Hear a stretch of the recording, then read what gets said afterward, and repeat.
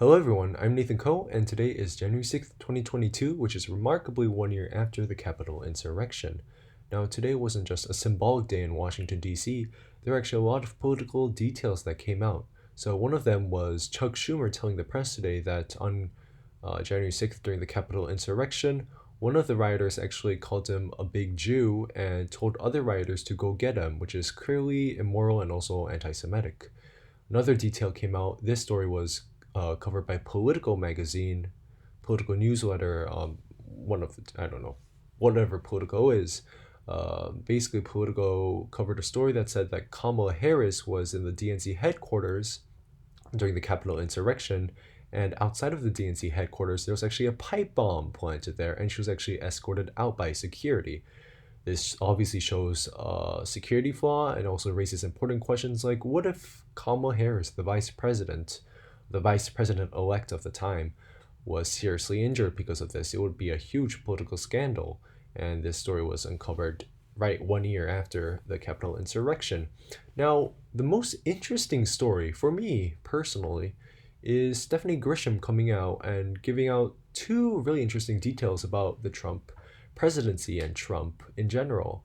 Uh, so essentially, Stephanie Grisham, you might not know her because she wasn't really famous at the time. She was the former Trump press secretary and communications director, which is a pretty big job. She wrote a lot of those press releases. She was a big part of the Trump administration, and essentially she was kind of under the radar. But I think recently she wanted to write a book, and usually when ex-Trump officials leave the Trump administration and want to write a book, there are always a lot of details that come out. And today, in an interview with CNN, two really interesting details came out. One of them was that she mentioned this meeting, these like a series of meetings that were happening with her and other ex-Trump officials, both junior and senior, about stopping President Trump and his extremism from ever reaching America again by rerunning in 2024, which is really interesting. I found that fascinating, not to find it surprising that there were ex-Trump officials that were obviously against Trump rerunning in 2024. I found it fascinating that there were meetings, Zoom meetings happening right now and are going to continue to happen among these officials on ways to stop them. Whether or not they were productive, we don't know. There's still not much public information. Said that there were around 15 ex officials, which is an interesting number. She did not reveal who they were. That would have been really interesting, so we could kind of pick the details apart. Um, Another really interesting detail, the other interesting detail, was that she came out today and said that during January 6th, Trump was actually in the White House dining room, was watching what was happening in the Capitol, and was actually smiling, actually rewinding what was happening.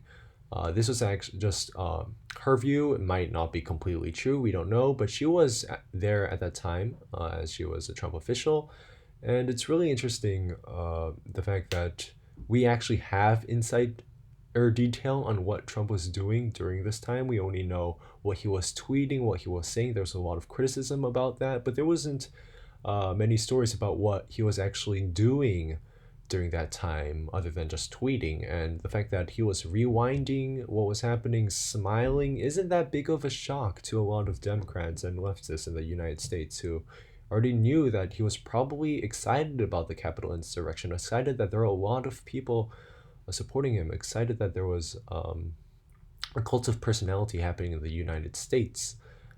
This is probably going to be an important memo, maybe for the January 6th Commission.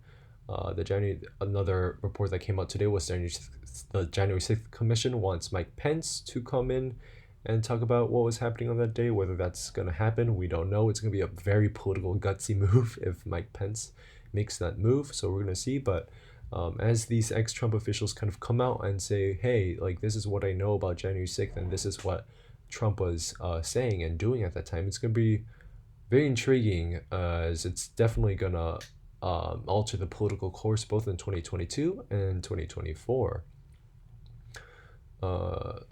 As the January 6th, if you're interested in all these January 6th details coming out, you're probably going to be interested in what the January 6th Commission unearths. They've been unearthing a lot of things that have been happening, especially recently, and I'm sure that they're going to have new testimonies subpoenas and everything that's going to uncover a lot more that happened on that day. It's obviously important to see what happened on that day. A lot of media is kind of hiding away. I know that there was an interview today from Tucker Carlson with Ted Cruz that really didn't talk much about obviously the insurrection, but more about a debate about semantics, whether we call the insurrection a terrorist attack or not. It was really bizarre because Ted Cruz said like it's a terror attack, and Tucker Carlson just interviewed him and said no, it's not, and Ted Cruz just said sorry.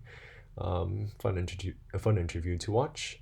There's a lot of things happening in U.S. politics right now with inflation, with the Build Back Better bill failing, essentially, with Joe Manchin's dramatic no. All of those things we're going to cover in this YouTube channel, so I hope you're on the lookout. As always, whenever details come out about January 6th, I'll be probably covering them, especially if they're eventful. Thank you so much for watching this video, and I'll see you next time.